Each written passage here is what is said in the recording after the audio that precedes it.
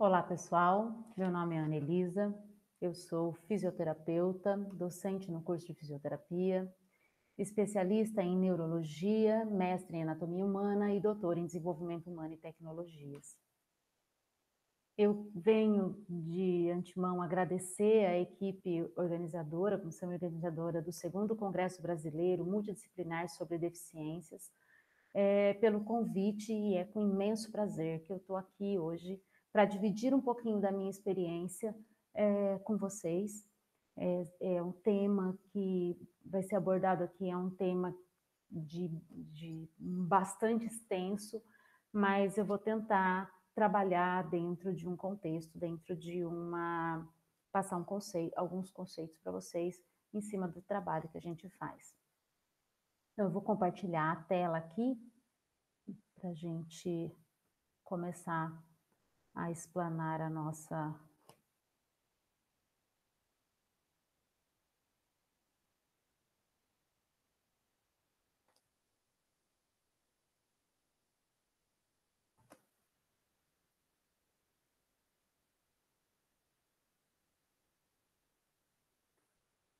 E aí, hoje nós vamos falar da importância do desenvolvimento motor no processo de reabilitação.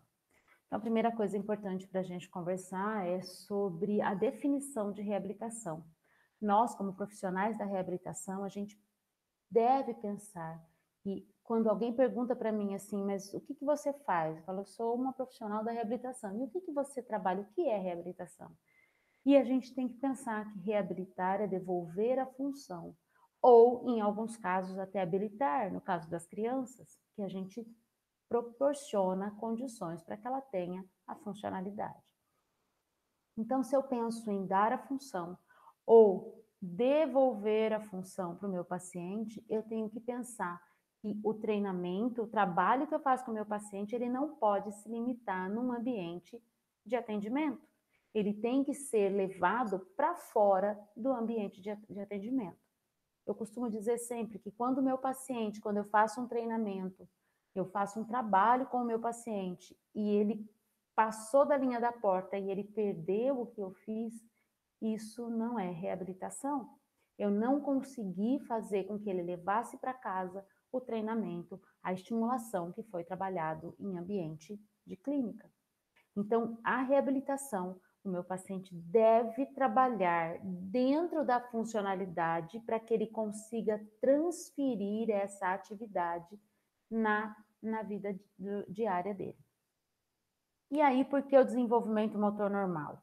Porque quando o desenvolvimento motor normal, ele é um desenvolvimento biomecânico também, que trabalha sempre no preparo da próxima fase. Então, em cada etapa do desenvolvimento, eu tenho aquisições funcionais que me preparam para uma etapa nova. Ou seja, quando eu falo disso de forma funcional, eu repito sempre que quando eu estava no meu desenvolvimento motor normal, a minha mãe nunca chegou para mim, colocou um pezinho no meu tornozelo e falou assim, Anelisa, 3 séries de 15 porque você precisa ficar em pé. Ou, Anelisa, faça a flexão de cotovelo, a flexão de ombro, a flexão de cotovelo, para que você consiga levar alguma coisa à boca, para que você consiga levar o copo à boca, a mamadeira à boca. Então, eu não fui trabalhada nos exercícios sem uma atividade funcional. O que aconteceu? Eu tinha um interesse, eu fui explorando o ambiente, tendo um controle cervical, e isso me prepara, e fui ganhando gradativamente as funções de cintura escapular, de tronco, para depois ganhar de membros. E isso vai me preparando cada vez mais para uma fase, para uma etapa mais complexa, mais completa e de independência funcional. Então, por aqui, a gente já começa a ver um pouco da relação do desenvolvimento motor e em relação às atividades funcionais na reabilitação. Então, a gente sabe que, por exemplo, alguns mamíferos, eles nascem e imediatamente eles já ficam em pé. Nós, humanos, a gente leva aproximadamente de 10 a 12 meses para conseguir esse ortostatismo. e ele é aprimorado ainda até 5, 7 anos de idade. Ele é aprimorado e eu vou desenvolvendo habilidades. A criança com 4 anos é que ela consegue pular no pé só. Então, o que acontece? Eu preciso passar pelas etapas do desenvolvimento motor para que eu tenha uma independência funcional, ou seja, para que eu tenha a minha função de acordo com as minhas necessidades. E aí, se eu quiser cada vez mais aprimorar esse controle motor, eu vou ter mais habilidades e mais independências funcionais. E aí é importante a gente entender que esse desenvolvimento motor, ele não acontece de forma linear. Ele acontece enquanto várias aquisições acontecem ao mesmo tempo. Enquanto a minha criança, nós, né, nós temos a capacidade, a exploração de ganhar o controle cervical quando em prono, eu vou precisar também uma ativação de tronco superior, de musculatura de tronco superior, para que eu possa me sustentar e explorar ambiente. Para isso, eu vou trabalhar o posicionamento de membro superior e eu começo a fazer a ativação proximal dos membros superiores, ou seja, ativação do cinturão escapular. Então, ele é não linear, é uma maturação gradativa, tanto neural e musculoesquelética. E como isso acontece? Nós, profissionais da reabilitação, temos a capacidade, temos o conhecimento para que a gente trabalhe essa estimulação motora quando a minha criança não é capaz de fazer sozinha. No entanto, e as crianças que não têm os pais que são profissionais da reabilitação, que não têm conhecimento nenhum, desenvolvimento motor normal, o que vai acontecer? Essas crianças, na maioria das vezes, né? Na maioria das vezes não, as crianças sem comprometimento neurológico, sem comprometimento disfuncional, ela vai ter os reflexos que vão dar sensação de movimentos corretos e esses movimentos que vão promover a aquisição motora voluntária e esses movimentos vão ser aprimorados, aperfeiçoados conforme eu faço a repetição. Então, por exemplo, aqui a gente tem um exemplo, né, vários exemplos, mas o reflexo tônico cervical assimétrico, o RTCA. O RTCA é a minha face volta para o lado que meu membro estica, meu membro superior estica, estende, para fazer o alcance. E o outro membro, ele faz uma fixação estabilizadora para que eu possa me estabilizar enquanto eu movimento meu membro superior.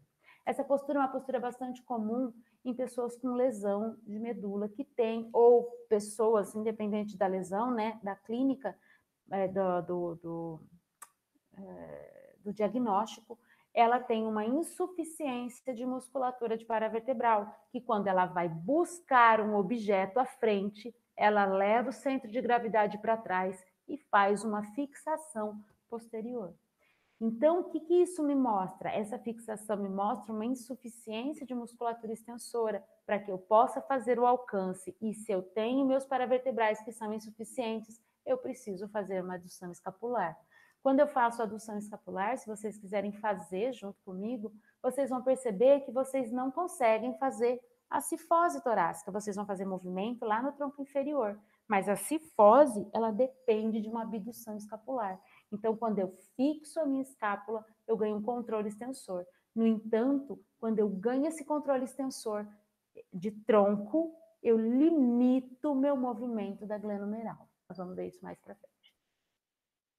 O movimento normal, então, essa experimentação de movimentos por meio dos reflexos fisiológicos, ele gera a sensação de novos movimentos normais. Pensando nesse princípio, quando eu estou em ambiente de reabilitação, eu não posso permitir que o meu paciente ele faça um movimento de qualquer jeito, porque aquele não é o meu objetivo do dia.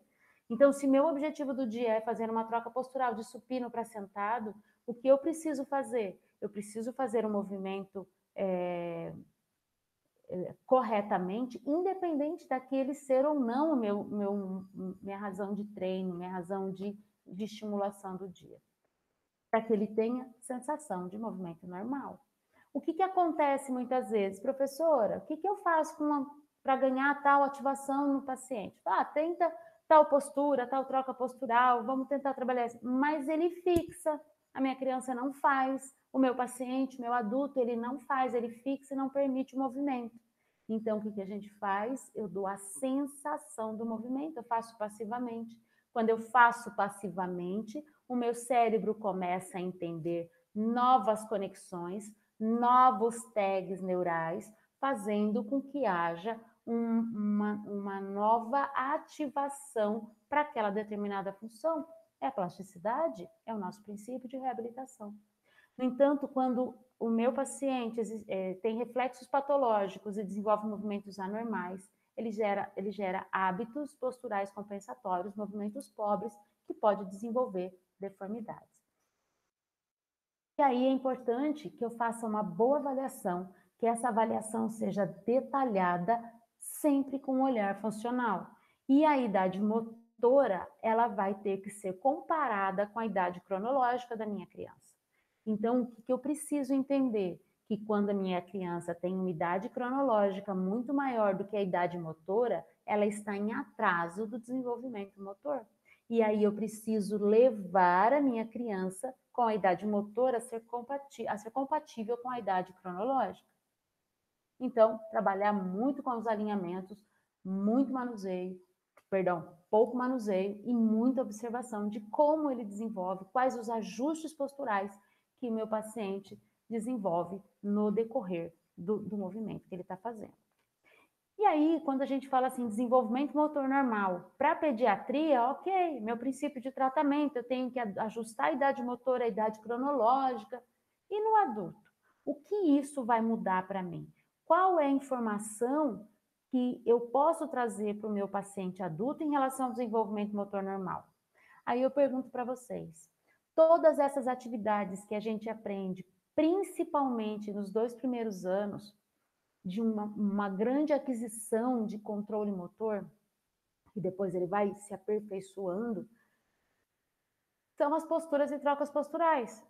Ou seja, eu me mantenho supino, eu rolo para decúbito lateral, eu passo para a postura sentada, eu de sentado eu passo para em pé eu desenvolvo a marcha. Então, eu uso o desenvolvimento motor normal no meu dia a dia, a todo momento. Ah, professora, mas a gente não engatinha.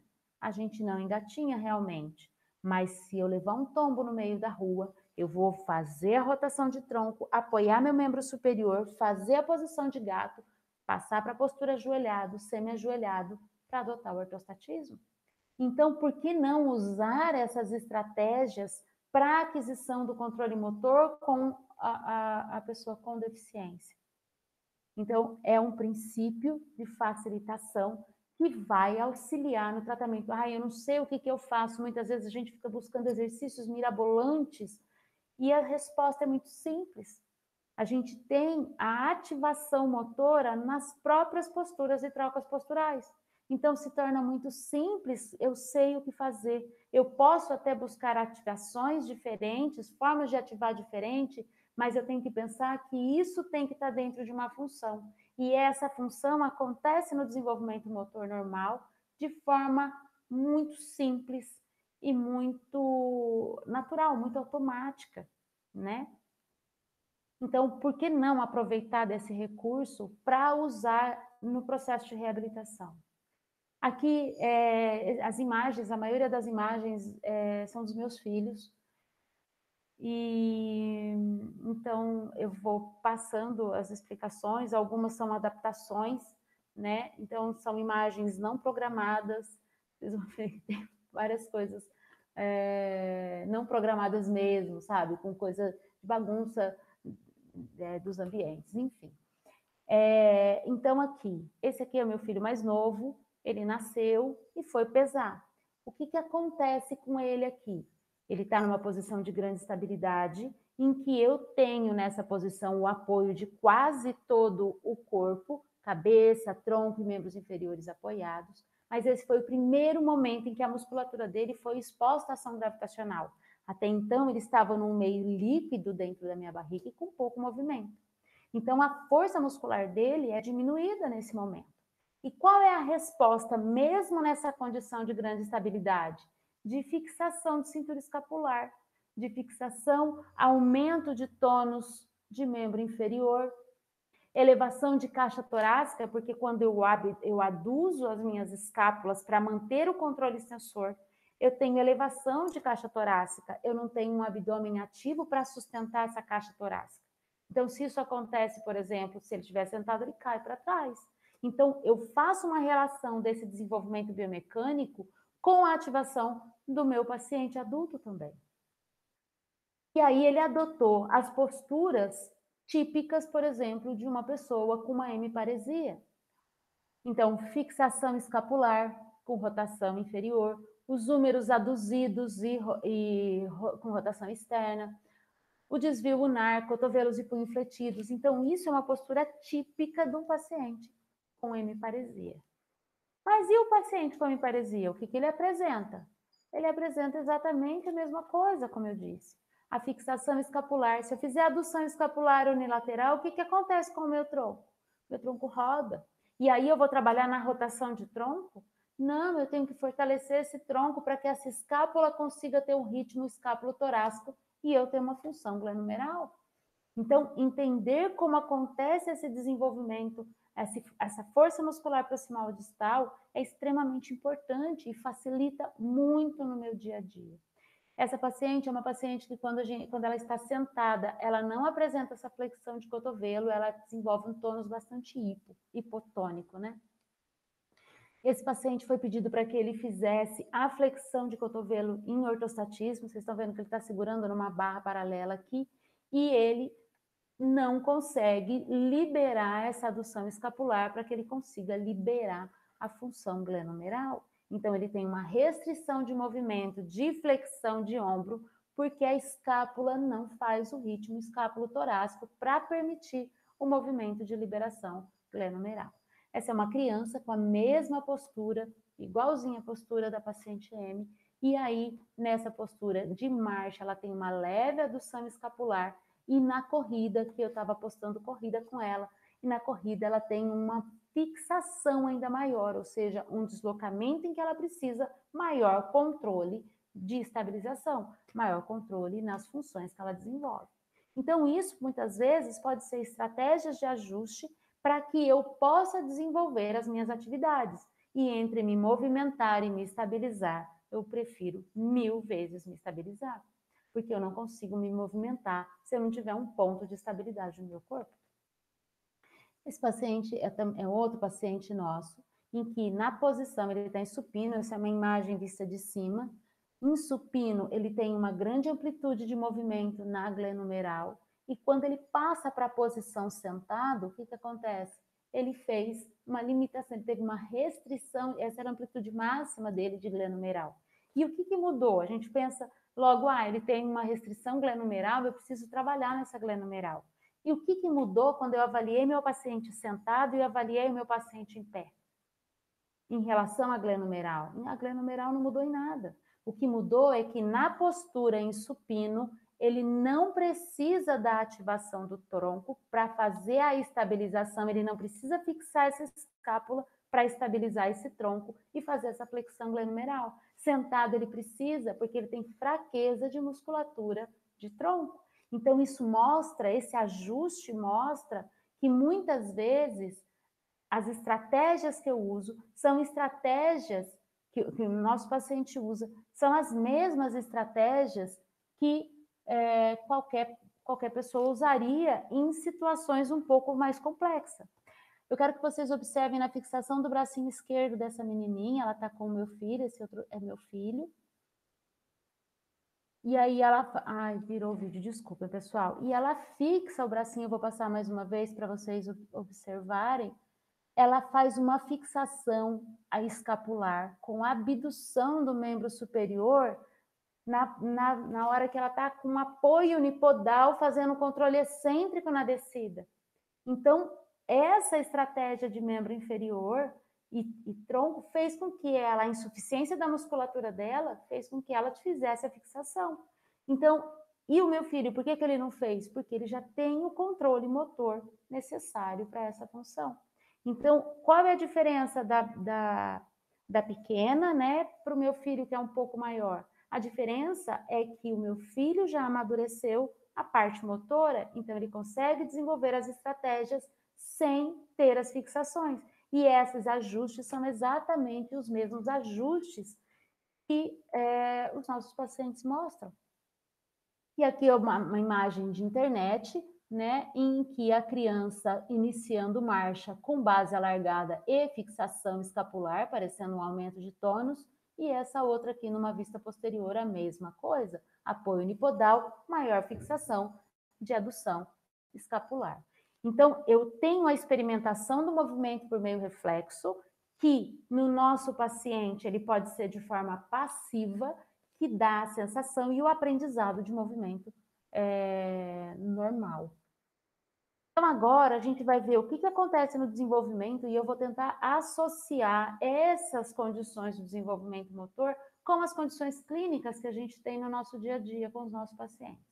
Então, esse é meu filho, ele aqui tinha em torno de 1 mês e meio, e a gente percebe que tem algumas características de fixação ainda, de ação fixadora, por insuficiência da musculatura, principalmente de tronco nessa fase. Então, a exploração na rotação de cabeça é uma exploração muito pequena. As mãos, elas tentam linha média, mas o húmero é muito fixo, aduzido, e o trapézio médio romboide muito ativo nessa fase. Então, a resposta é a mesma. E como é que eu faço para passar para uma próxima etapa? Como é que eu faço a liberação disso? Todo o desenvolvimento motor, que nós vamos comentar um pouquinho. É importante a gente falar da informação visual e a motivação do ambiente, que faz com que eu busque outras coisas. Então, assim, o nosso paciente ter motivação, isso não é só a criança. Eu falo que as pessoas que trabalham com atleta, eles conseguem ver essa transferência de atividade para a função muito fácil no atleta. Um jogador de basquete vai pegar uma bola e eles vão, os próprios profissionais pegam a bola e transferem. A criança, ela vai brincar. E o adulto, ele tem a atividade de vida dele, ele tem a atividade funcional dele, que eu posso usar dessas atividades para facilitar. A motivação, por exemplo, a informação visual, ela explora e desperta muita curiosidade para que eu faça as minhas aquisições motoras, como controle cervical, a noção de profundidade, isso tudo organiza o meu corpo no espaço. Além de tudo, ele também vai fazer o reconhecimento do próprio corpo. Esse movimento ainda tem um tônus aumentado, mas a sensação de movimento fez com que o meu filho ele explorasse o próprio corpo, reconhecimento da mãozinha. Então, isso é fase do desenvolvimento. Por que não tocar o corpo da minha criança com a própria mãozinha dela? Passar no rosto, mostrar na frente, pedir para o meu paciente olhar para o objeto enquanto a mão vai buscar um copo à frente, vai buscar uma ativação à frente, alguma coisa à frente dele. E aí, essa aquisição motora, ela vai acontecendo, como eu já falei, de forma gradativa. Então, existe aqui os 3 meses, a assimetria do RTCA, né, daquele reflexo assimétrico, ela começa a diminuir e dá espaço para funções simétricas e orientações à linha média. Então, a cabeça é mais orientada à linha média, a ativação de controle flexor, o chin tuck, né, o encaixar do queixo, um controle agonista e antagonista para o controle cervical. Nessa fase, a minha criança já não tem mais tanto peso em tronco superior, ela consegue elevar mais a cabeça e o peso está distribuído mais em tronco inferior. O movimento de retroversão pélvica, eles nascem em postura flexora, lembram disso? Eles começam a ganhar um pouco mais de extensão coxo-femoral e a mobilidade de retroversão pélvica começa a diminuir. E aí, a ativação, então, eu tenho uma ativação de toda essa porção superior de cabeça e tronco superior, e os braços que estão numa posição em abdução passam a ocupar um espaço com suporte de peso em antebraço, trabalhando, além de controle cervical, controle de tronco superior, a função do membro superior. E aqui, ó, um bebê recém-nascido, esse não é meu, esse bebê recém-nascido, uma foto de internet também, em que eu percebo grande peso na porção de cabeça e cintura escapular, que não permite esse movimento. Então, conforme eu tenho, por exemplo, o reflexo fundamental, que faz o quê? Com que minha criança, se tiver com a face voltada, ela faz a extensão reflexa da cabeça, libera vias aéreas para que ela possa deitar. Com essa experimentação, ele vai ativando o controle extensor, liberando as funções de tronco superior e ativando essa musculatura. Com 4 meses, eles já começam a explorar o próprio corpo, realizar alguns alongamentos, ainda não conseguem rolar, mas fazem mobilização de antero e retroversão. Ai, Ana, mas isso eu vou fazer com meu paciente adulto? Não, gente, mas eu posso fazer um alongamento de isquios de forma isolada. Eu posso fazer uma ativação de tríceps com descarga de peso. Então, eu sei que essa é uma etapa do desenvolvimento importante para que ele alcance uma etapa avançada, uma etapa à frente. E aí, numa posição de grande estabilidade, que é em supino, ele segura nos pezinhos e começa a balançar o corpo, balançar a pelve. Isso dá uma sensação agradável e estimula as ações de equilíbrio. Ele trabalha também com os chutes alternados, e esses chutes alternados vai dando controle de tronco médio e inferior, mobilizando essa pelve para antero e retroversão, mas ainda em postura de sapo, ou seja, postura muito fletida dos membros. Com 5 meses, já começa a ter uma extensão seletiva, um preparo para o arrastar, a pelve já se torna um pouco mais estável com esse controle extensor do membro inferior. Os pés começam a ter um apoio, aqui a gente percebe, né, que o hálux, ele começa a fazer um apoio, preparando para a propulsão no arrastar e uma sensação da propulsão na fase final de balanço. Então, nesse momento, acontece esse preparo para o arrastar, já me prepara para a propulsão da fase final do apoio da marcha, para iniciar a fase de balanço da marcha. E aí a gente tem estratégia de tratamento, que parece aquela condição que a criança tem. Então, eu consigo ajustar o meu tratamento, coisas que simulem algumas atividades funcionais. Com 5 meses começa a rolar. A gente rola até hoje? A gente rola. Eu, para levantar, se eu estou deitado de um lado, eu preciso passar para o outro, eu rolo. E aí eu tenho grande controle estabilizador da musculatura abdominal, uma musculatura de tronco controlada de forma seletiva. Eu levo o movimento e eu faço a ativação seletiva desse músculo. Posso trabalhar o rolar com meu paciente adulto? Poxa, por que não? A minha mão facilitando depressão de arco costal e facilitando a ativação muscular, o que eu preciso ver? Eu preciso ver que esse rolar ele vai acontecer de forma seletiva, primeiro pelve, depois tronco, ou primeiro cintura escapular e depois tronco e membro inferior. Então, isso acontece de forma seletiva. Então, existe um avanço na descarga de peso por conta do controle de tronco. Então, o bebê muito pequenininho, ele tem muita descarga de peso em cabeça e tronco superior, fazendo quase nada de descarga em membros superiores. Conforme ele ganha, né, tem essa aquisição no controle extensor, esse posicionamento dos braços, ele vai se fechando, apoia em antebraços, e aí eu alterno esse posicionamento para poder brincar com algumas coisas, e aí isso evolui para a descarga em extensão do membro superior. Quando eu passo para a extensão do apoio do membro superior, eu começo já a ativar a musculatura de glúteos e membros inferiores.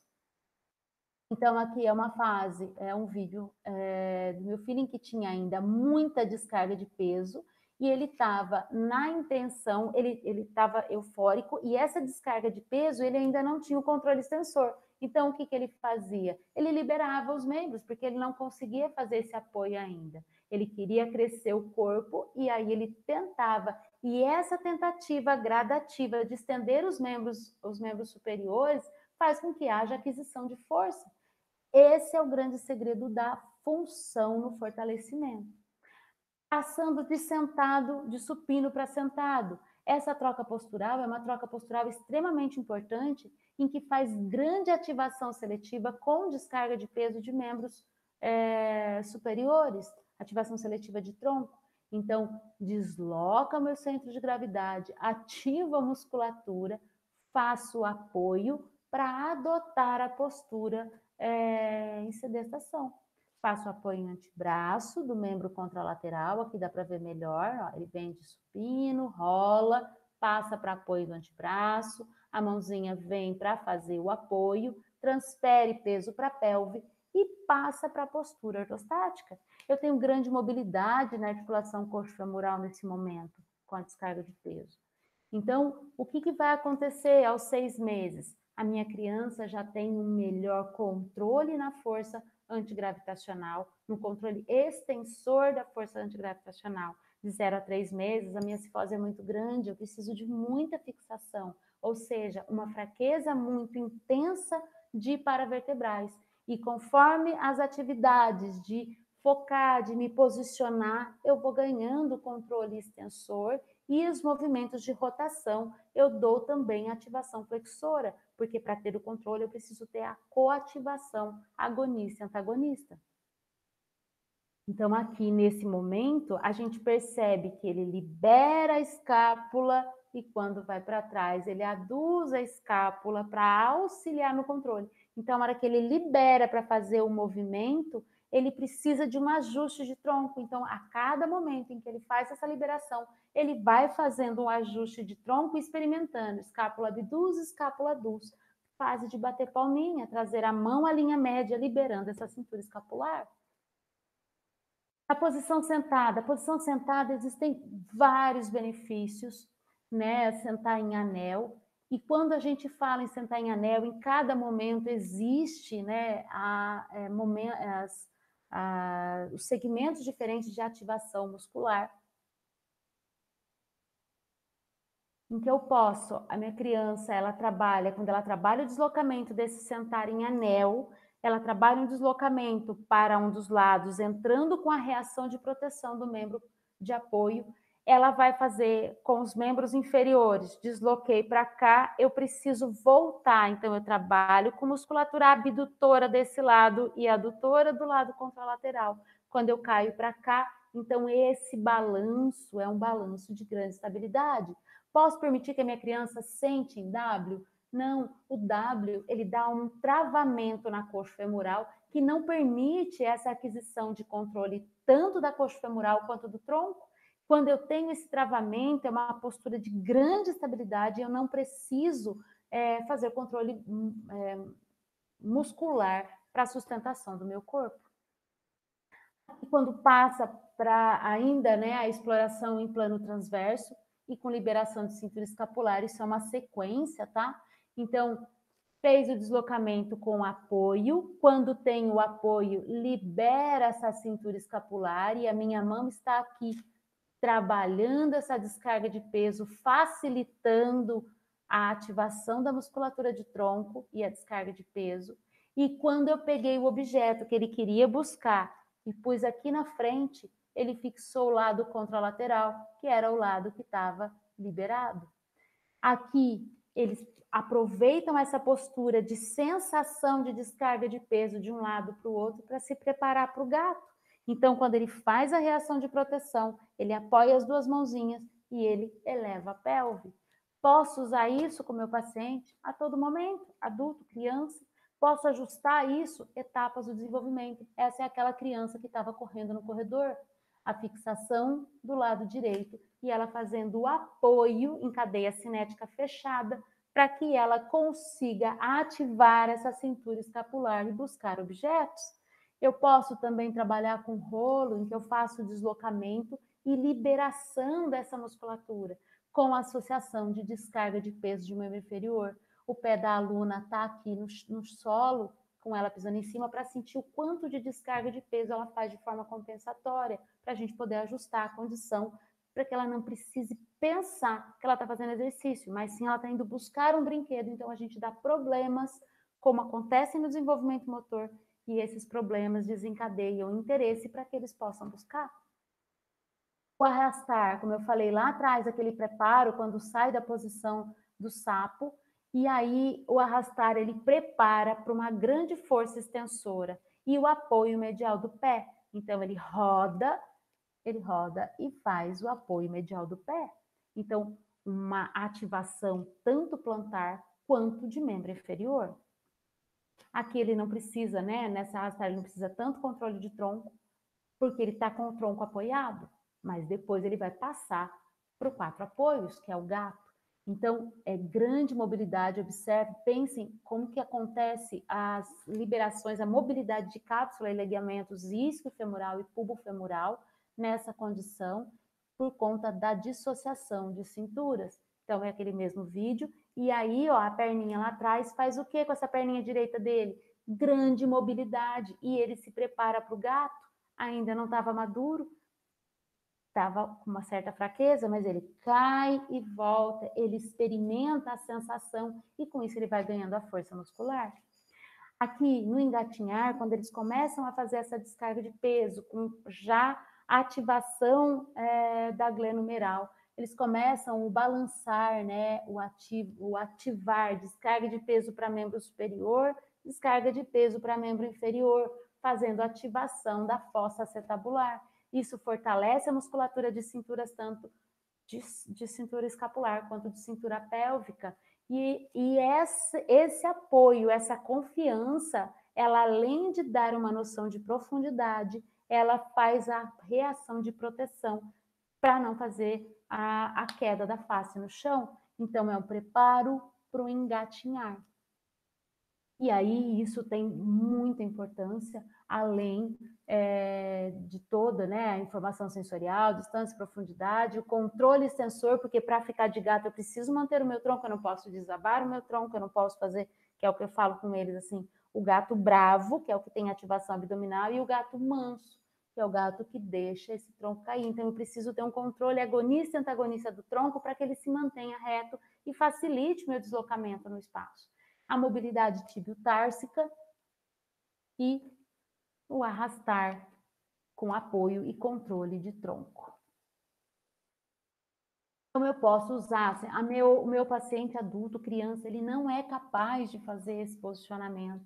Eu posso facilitar colocando um rolo no tronco dele para que ele faça essa descarga, que eu fracione essa aquisição de movimentos? Posso. Então, são estratégias do meu desenvolvimento motor normal. A posição de urso, nem toda criança faz, né? Isso com adulto é um pouco mais difícil. E ele também atrapalha o preparo de várias coisas de alongamentos e controles de cintura escapular. Nas atividades ajoelhada, ela me traz grandes benefícios, é uma postura mais verticalizada de exploração de ambiente, em que, enquanto não existe uma força muscular importante, né, a criança ela alterna, ela senta no pezinho e experimenta a elevação com controle extensor de coxo femoral e ativação de quadríceps para subir da posição de sentada nas pernas para ajoelhado. Então, eles fazem essa alternância, né, de membros inferiores. Esse posicionamento em abdução, ele começa a trabalhar em adução. Então, o ajoelhado é uma postura muito interessante para ganhar controle de tronco inferior e coxo femoral. As atividades, né, de ajoelhado, puxar para ficar em pé, ela tem um início, né, de extensão bilateral, que acontece, é muito típico nas crianças com diparesia, de fazer a extensão bilateral concomitante, sem seletividade, e depois, com o amadurecimento, eles adotam uma postura semi-ajoelhada para em pé, passando de ajoelhado para em pé, passando para o semi-ajoelhado.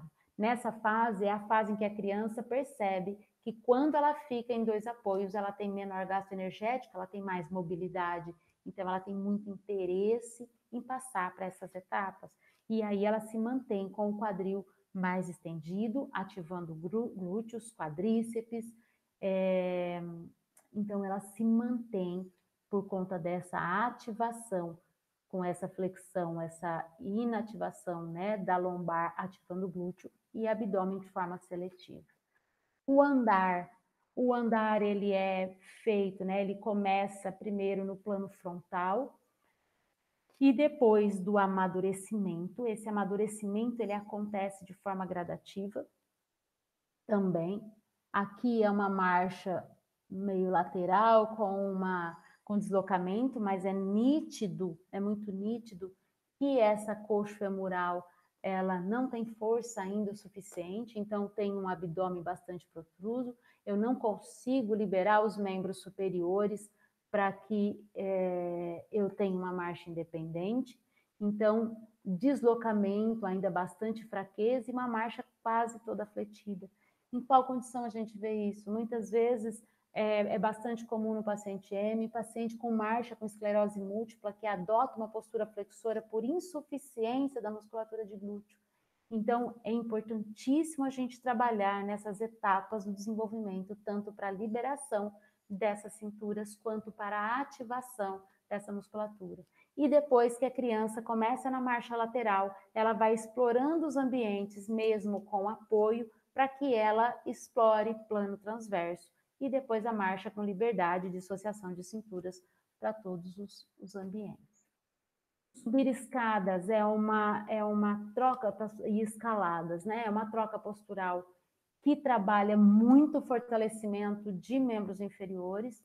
Então, eu posso fazer essa escalada, esse subir escada em 4 apoios ou em ortostatismo. Então, tanto uma função quanto a outra vai desenvolver grande força antigravitacional e a ativação da musculatura de glúteos, abdômenes paravertebrais, quadríceps. Então, o preparo, o pezinho, né, no semi-ajoelhado, ajoelhado, passando o apoio de semi-ajoelhado para em pé, mas não tinha apoio para ficar em pé. Então, manteve o gato. Aqui, um outro paciente nosso, né, que sofreu uma amputação, então a gente faz essa transferência, essa descarga de peso, essa simulação numa atividade que com a rotação de tronco eu consigo liberação de cinturas, ativação, essa descarga de peso, ela favorece uma ativação de tronco para que meu paciente possa subir em cima do rolo. E quando ele sobe no rolo e vai descer, ele vai trabalhar com uma força concêntrica e excêntrica. O sentar, né, esse sentar de lado, side sitting, o que acontece com essa postura? Grande mobilidade coxofemoral. Enquanto o lado trabalha, o outro lado está se mobilizando. Então, nessas posições do próprio desenvolvimento motor normal, eu consigo ganhar tanto mobilização quanto ativação da musculatura. Subir escadas, a marcha, né, ela permite uma independência funcional. Aí a gente vai ver que vai subir a escada, o degrau, um degrau maior, do tamanho da perninha dele inteira praticamente. Então, ele se apoia para poder fazer essa subida. Subiu, ok, passou pela etapa. E a hora que ele desce a rampa, no plano ele não tem fixação escapular, mas observem a fixação escapular. Por quê? Porque não tem maturação ainda dessa parte de pelve, membro inferior. Ele está aprendendo a escalar, a subir a rampa, descer a rampa. E a gente percebe as fixações por conta da oscilação de terreno. Então, o meu paciente que faz a fixação, que sentado não tem a fixação, e quando começa a andar ele tem a fixação, o que significa? Que aquele terreno, aquela função é muito para ele, eu preciso oferecer uma contração, uma ativação muscular de eixo, uma ativação estabilizadora, para que eu possa alcançar uma etapa mais avançada do meu desenvolvimento. E por fim, pessoal, é uma frase de Karel Bobat, que eu gosto muito, né? Nós aprendemos por meio de sensações. Então, por isso que eu falo sempre, não permita que o seu paciente faça o movimento incorreto, mesmo que esse não seja o seu objetivo do dia. Não aprendemos um movimento, ou seja, eu não aprendo, mas a sensação que esse movimento pode trazer. Então, a informação que esse movimento me traz é a informação, a sensação de movimentos que ele vai me trazer. E isso fica memorizado. É isso que o meu cérebro consegue trabalhar e memorizar. Então, quando a gente fala de trabalhar a reabilitação dentro da função, eu consigo uma memorização mais intensa, mais efetiva. Eu consigo levar para minha casa a ativação que eu dei em, por exemplo, o músculo abdominal, que eu trabalhei a repetição de flexão, eu ensino o meu cérebro que o meu músculo abdominal ele tem a função movimento. E aí, quando eu quero essa função movimento, eu consigo transferir? Não, ele aprendeu. Lembra que a minha mãe não mandou, não colocou um pezinho no meu tornozelo, falou 3 de 15, Anelisa, porque você precisa ficar em pé? Não, ela não fez isso. Ela me deixou à vontade e eu tive interesse em passar para posturas mais altas. E ao passar para posturas mais altas, eu fui fortalecendo. Quando eu quero ativar um músculo abdominal, que é extremamente importante na função estabilizadora, quando eu quero ativar um músculo abdominal, eu tenho que trabalhar na função estabilizadora. Eu, particularmente, gosto bastante de colocar o paciente sentado em sacro e trabalhar com deslocamentos, para um lado, para o outro, para frente, para trás. E nessa ativação, o meu músculo abdominal, ele trabalha no intuito de me manter contra a ação gravitacional, que é o que eu preciso em ortostatismo. E aí dá para a gente ajustar qualquer exercício, qualquer movimento, quando eu sei o que eu quero, se eu quero um músculo agindo numa função estabilizadora ou se eu quero um músculo agindo numa função movimento. E aí eu tenho que trabalhar concomitante. Pessoal, é isso. Muito obrigada pela atenção. Estou à disposição. No início eu tenho os meus e-mails e agradeço muito a atenção de vocês. Um beijo e obrigada a todos.